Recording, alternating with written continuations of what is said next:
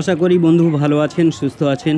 তো এবার আমরা ফুয়েল পাম্পটা খুলব, কারণ এর আগে আমরা এই সিলিন্ডার পিস্টন পর্যন্ত খুলেছিলাম। বিষয়টা হচ্ছে এই ইঞ্জিনটার যে প্রবলেমগুলো ছিল সেটা আগের পার্টে আমি আলোচনা করেছি, তবুও হালকা টাচ না দিলে আপনি বুঝতে পারবেন না।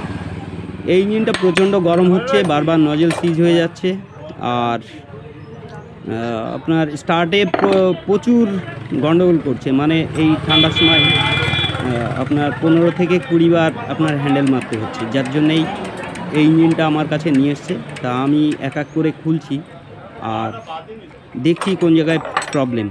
তা এখন আমরা দেখব যে সিলিন্ডার পিস্টন যা হয়েছে ওদিকে কি পরিস্থিতি আছে সেটা অবশ্যই আপনার দেখাবো। আর এই ফুয়েল পাম্পটা চেক করে নেব, এটা চেক করলে পারে তবেই বুঝতে পারবো তেলের লাইনটার কি পরিস্থিতি আছে না আছে। চলুন এটা খুলে নেব।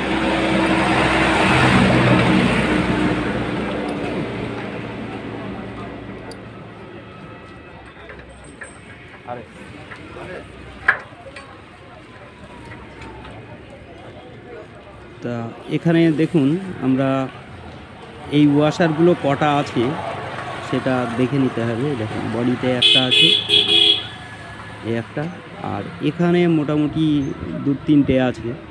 সেটা এই অবস্থায় আমরা রেখে দেবো।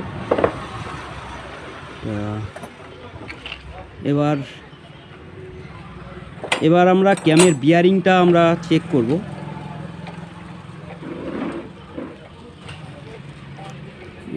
এ যা সামান্য প্লে করছে, এটার অসুবিধা হওয়ার কথা নেই। এবার ক্র্যাঙ্কের পেনিয়ামটাও দেখতে হবে যে এখানে ফলস আছে কিনা। না, ঠিক আছে, অসুবিধা নেই। তা এখানে কোনো সমস্যা নেই। তা অন্য দিকে আমরা এবার ফলো করব। দেখুন ক্র্যাঙ্ক মোটামুটি যা আছে ভালো আছে, বিয়ারিং এ সমস্ত ভালো আছে, বিগিন টিগিন অতটা কিন্তু ডাউন হয়নি। তা যাই হোক, ইঞ্জিনের বয়স খুব একটা বেশি না। তো এবার দেখব যে অন্য কোন প্রবলেম আছে। চলুন এক এক করে সেই দিকে যাই।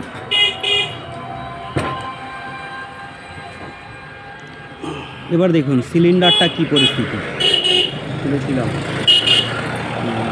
একটু হালকা ডাউন হয়েছে, হালকা মানে কি ভালোই ডাউন হয়েছে। তা এই সিলিন্ডারের বয়স খুব বেশি হলে পারে 5 মাস বয়স।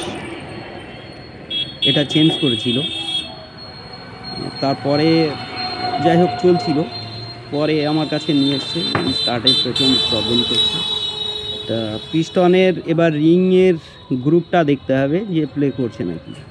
সামান্য প্লে করছে, সামান্য একটু প্লে করছে। তো এবার তুলে নিই, দেখি রিং কি পরিস্থিতি আছে। এটা সিলিন্ডারের মধ্যে দিলেই বোঝা যাবে কতটা ডাউন হয়েছে। এই সাইডটাই দিই।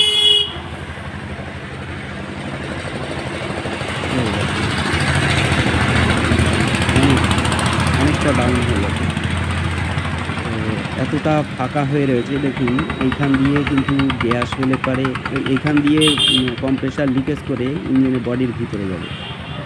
দেখুন এই যে গ্যাপ আছে না, এই কাটিংয়ের মুখ দিয়ে বাতাসগুলো এই কম্প্রেসার যখন আসে তখন এই পিস্টনের গা দিয়ে গিয়ে সিলিন্ডারের ভিতর দিয়ে বডির ভিতরে প্রবেশ করে। তারপরে যেখান দিয়ে বেরোনোর কথা সেখান দিয়ে বেরিয়ে যায়। যে সমস্ত লিকেজ জায়গা থাকে সেই জায়গা দিয়ে আর কি বেরোনো শুরু করে। তাই এতটা পরিমাণ যদি বাতাস এই পিস্টনের গা দিয়ে যদি ঢোকে বডির ভিতরে, তাহলে স্বাভাবিক একটা টাইমে তো বেরোতেই হবে। আর সেই সঙ্গে সঙ্গে বাতাস যখন বেরোয় তখন সঙ্গে মোবিল নিয়ে বাইরে বেরিয়ে আসে। আর কম্প্রেসার এই রকম যদি লিকেজ করে তাহলে স্বাভাবিক এরকম হয়। আর মুখটা ঠিক এইরকম থাকবে। সেখানে কতটা গ্যাপ হয়েছে আপনারা দেখলেন। তো চলুন এবার আমরা হেডটাকে দেখি।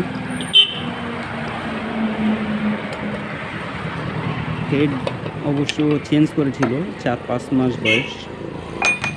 নতুন দেখতে পাচ্ছেন যে একদম নতুন রয়েছে হেডটা এখন। তো এইখানটায় কম্প্রেসার লিকেজ করলে পারে ইঞ্জিনের স্টার্টিং প্রবলেম আসাটাই স্বাভাবিক। দেখুন হেডটা একদম নতুন, আর তাছাড়া যে খুব বেশি বসে গেছে তা নয়, বসেনি কিন্তু খুব বেশি ডাউন হয়নি।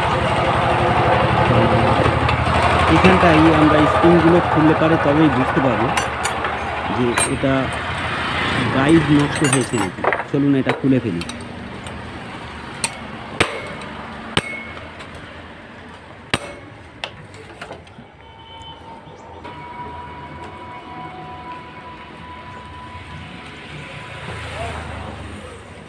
তো এবার গাইডটা দেখতে হবে না, এটা সামান্য প্লে করছে অবশ্য, এটা এয়ার ক্লিনারের দিক।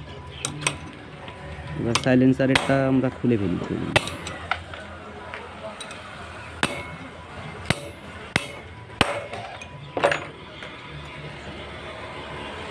এবার এখানে ফলো করতে হবে, এই দেখুন কতটা প্লে করছে।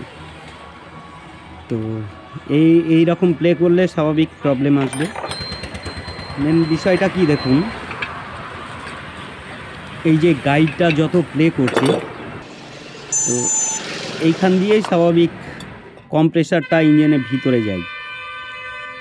এই যে ইঞ্জিনের ভিতরে যে মোবিল তাড়াতাড়ি নষ্ট হয়ে যায়, এইখান দিয়ে এই যে কম্প্রেসারটা যখন বাইরে বেরোতে আসে, মানে সাইলেন্সার দিয়ে যখন ধোঁয়াটা বাইরে বেরিয়ে আসে, তখন সাইলেন্সারের মধ্যে একটা প্রেশার হয়, আর তখন এই গাইডের ফাঁকা দিয়ে রোকার বক্সের মধ্যে প্রবেশ করে, গাইডের ভিতর দিয়ে।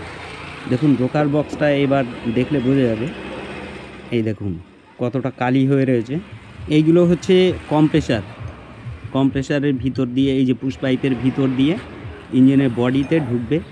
ঢোকার পরে ইঞ্জিনের বডিতে ঢোকার পরে এইখান দিয়ে বাতাসটা বেরিয়ে এই মোবিল ক্যাপ আছে, মোবিল ক্যাপের ভিতর দিয়ে বাইরে বেরিয়ে আসবে, আর সেই সঙ্গে সঙ্গে মোবিল আসবে, এরকম গড়িয়ে গড়িয়ে পড়বে। তো এইটাই হচ্ছে প্রবলেম। তা কম্প্রেসার যেহেতু পিস্টনের মধ্যে দিয়ে লিকেজ করছিল, এই কারণেই কিন্তু স্টার্টে প্রবলেম হচ্ছিল। তা চলুন এবার আমরা নজেলটাকে এবার খুলে দেখি, নজেলের কি পরিস্থিতি আছে না আছে। যদি নজেলের কোনো প্রবলেম থাকে তাহলে এখানটা বোঝা যাবে। এই দেখুন নজেলে দেখুন কাঁচা তেল মেরেছে অবশ্য। আর একটু দেখি অন্যদিকে, ও আচ্ছা, এই দেখুন প্রবলেমটা এইখানটায় আর একটা আছে। নজেলটা যে বারবার সিজ হয়ে যাচ্ছিল, এই নজেলটা সিজ হয়ে যাচ্ছিল এই যে মুখের এই জায়গা দিয়ে কম্প্রেসারটা লিকেজ করেছে। তো লিকেজ করলে পারে স্বাভাবিক স্টার্টে গন্ডগোল করবে।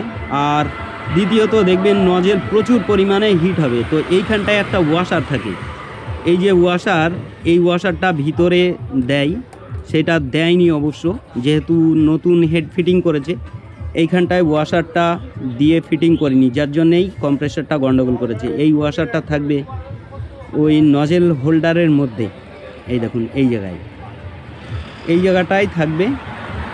তো এইখান দিয়ে যদি দেওয়া যায় ওয়াশারটা, তাহলে কিন্তু কম্প্রেসার আর লিকেজ করতে পারবে না। এইখানটায় নজেলটা যদি পরে দিয়ে টাইট দেওয়া যায়, তাহলে আর এইখানে লিকেজ করার কোনো চান্স নেই। যদি এইখান দিয়ে কম্প্রেসার লিকেজ করে, তাহলে নজেলের বডিটাকে প্রচণ্ড গরম করবে, গরম করার পরেই নজেল হিট করে নজেলটাকে ধরে নেবে। এই কম্প্রেসার যখন চাপ দেবে এখানে প্রচণ্ড প্রেশার আসে, আর তখন নজেলের এই জায়গা দিয়ে বাইরে বেরিয়ে আসে, আর নজেল বাইরে বেরিয়ে আসলে পারে নজেল সিজ করে দেবে।